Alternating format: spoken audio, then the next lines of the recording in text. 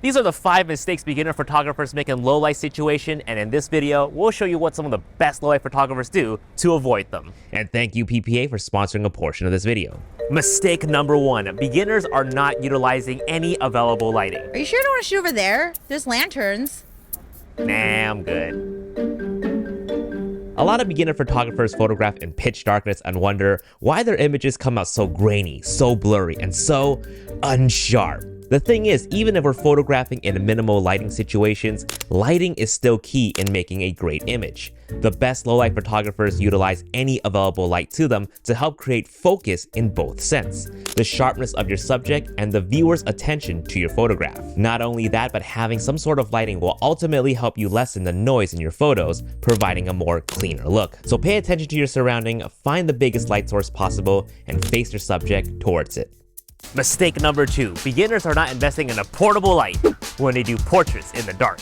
In my previous low light guides, I get asked, what if I don't live in a city with these monumental light sources in your videos? Buy one of these portable LED lights, something like a LumeCube Mini Pano or an Aputure Amaran MC. They're less than $100, they're well worth the investment, and despite their size, they're quite powerful at night. It's something that I personally use for videos as well, and it gives off a hint of light on your subject while adding a lot of separation between your subject and the background.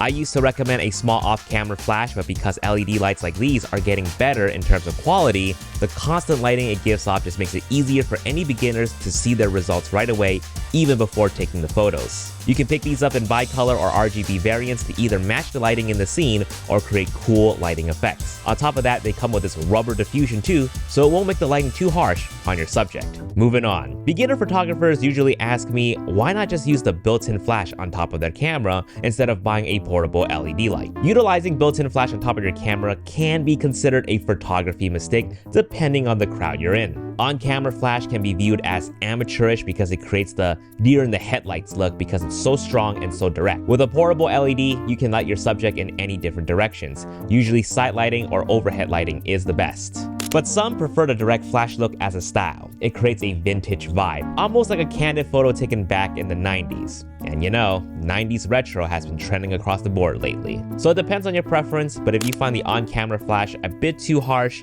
grab a white napkin, drape it over the flash, and take your photo. It becomes a type of diffusion that softens your light and often makes your subject look a lot more flattering. By the way, you don't want to miss out on the last 2 tips because they're some of the biggest mistakes and some of the best advices when it comes to taking low light photography. But first, this helpful guide is brought to you by PPA. I'm sure you heard by now, PPA is a fantastic resource for becoming a better photographer and running a photography business more effectively. As a member with their Bridge the Gap curriculum, you not only have access to over 900 online videos, but also a personalized curriculum that will help you mend the information gap between being a creative and a successful entrepreneur. Through this resource, you'll understand how to attract the right clients to your business, take control of your personal branding, and market more efficiently in the ever-growing digital landscape. To learn more, check out my link down below and use it to save $25 off your PPA membership when you're ready to join. Thanks for listening. Now back to the video. Mistake number 4, beginners are not using the right focus point in low light situations. Are you using the right focus point? Oh no, I put it on the left. When you have ample amount of lighting, your camera becomes a Chad and will be able to pick up focus just like that. However, most cameras have trouble finding focus in the dark. Think of Where's Waldo? You're scanning through the entire spread trying to find this guy. You're using your finger, slowly going row by row, cursing under your breath. Where is this guy? Where is he? That's what your camera is doing in the dark. It's analyzing the whole scene trying to find your Waldo. So you kind of have to help it by utilizing a more specific, smaller focus point so it can find your subject a lot faster. The less time it spends hunting, the quicker you get your photo. And finally, number 5, beginners are blowing out their highlights. In mixed lighting situations, the camera will often prioritize the darker areas, thus overexposing our highlights. Unfortunately, it becomes impossible to save our highlights in editing.